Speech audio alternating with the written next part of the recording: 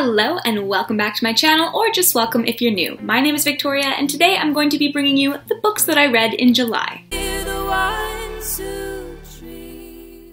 So July was an especially busy month for me. I finished my manuscript, so that was super awesome, and I will be looking for beta readers soon, so stay tuned. I'm finalizing my album. I've been working, I've been prepping for school in the fall, so it's just been a little bit crazy, so I really did not read a lot at all. I read 4 books, and every single one of them was a reread. That being said, I did reread them with a purpose in mind. So the first book that I reread this month was Aurelia by Anne Osterlund. If you haven't heard of this book follows Crown Princess Aurelia and the mysterious assassination plot on her life. So the book begins with her childhood friend Robert coming home from the frontier as he has been assigned to protect her, and mystery ensues. Someone's trying to kill her. She also is not sure she wants to be a princess, so there's drama there, and of course there's a love story between childhood best friends.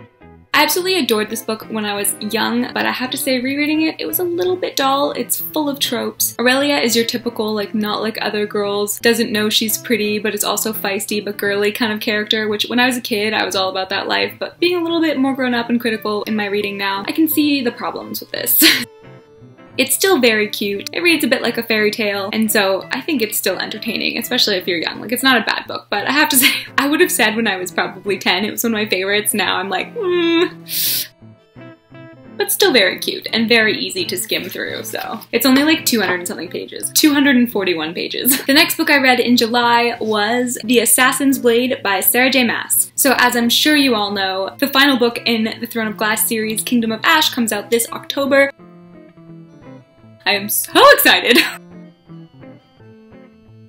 And so, in order to prepare myself for that, I've started an entire series reread, and so this month I read The Assassin's Blade, which are the short story prequels to the actual series itself. Again, if you haven't heard of this series, who are you and where have you been? This follows Selena Sardathian, who is an assassin on her assassinating adventures in the kingdom of Adarlan. One thing I have to say about rereading this is the first time I've reread it since all of the things have been revealed about who everyone is and how they're connected, and so it was absolutely incredible to be able to go back and find like the little hints and tidbits in here that pop up again like 2, 3, 4, 5 books down the line, so that was quite fun. It was a bit of a treasure hunt. You don't need to read this before you read the series, but as I said, I do recommend because there are tons of little tidbits and seemingly irrelevant details which do come up way later, and so you'll have just like a better background understanding of why things are important and kind of how everything is connected. And the next book that I read in July was The Darkest Minds by Alexandra Bracken. As I'm sure you know, The Darkest Minds movie has just come out.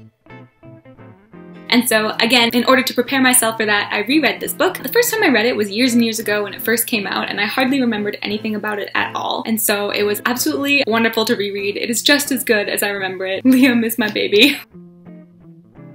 If you haven't heard of this book follows Ruby Daly in a futuristic America in which society is plagued by a disease which targets children. Either it kills them or it completely changes them and they end up with superpowers. So obviously the government is terrified of these kids they can't control, and so they keep them in work camps and basically enslave them, so it's a good time. Ruby Daly is one such kid, and at the beginning she is broken out of this camp by a rebel group, and it follows her adventures from there with other runaway kids. Sometimes the whole teenagers with superpowers storyline can get old, but I think it's done exceptionally well in this, and I'm stoked for the movie. So let me know in the comments if you'd be interested in hearing like a movie review from me or something. I'm going to see it on Sunday night, so I will keep you posted about that. I absolutely love this book. Like, I haven't read the rest of the series. Again, I only read this first one ages ago and then school got in the way, but I'm super excited to continue on with it because honestly, it was phenomenal. I think I read it in a couple of hours. I just could not put it down. Even though I had read it, I couldn't remember what happened, but even still, when things were familiar, I wasn't like, oh yeah, I know this. I was like, I know this. Ooh. Highly recommend.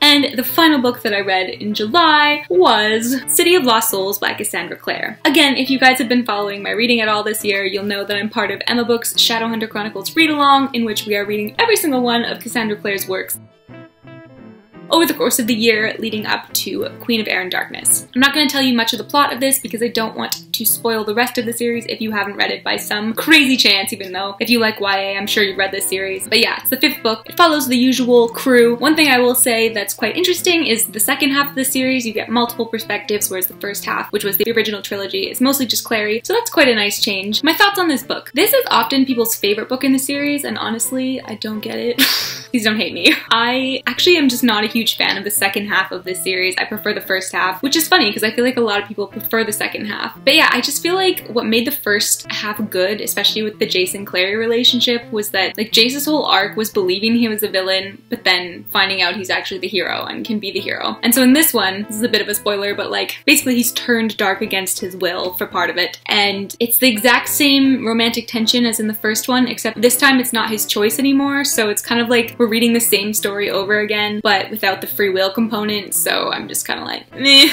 So the ambiguity that made it interesting is gone, and now it's just teen angst we've already seen. So yeah, this is definitely not my favorite. I will say though that Sizzy is bae. I love them, so that's the one upside. That's the only reason I like this book. Well, as I said, I read very little, so this was a short wrap up. But thank you so much for watching, and I love you all. As always, I adore you, and I will see you in the next video. Bye!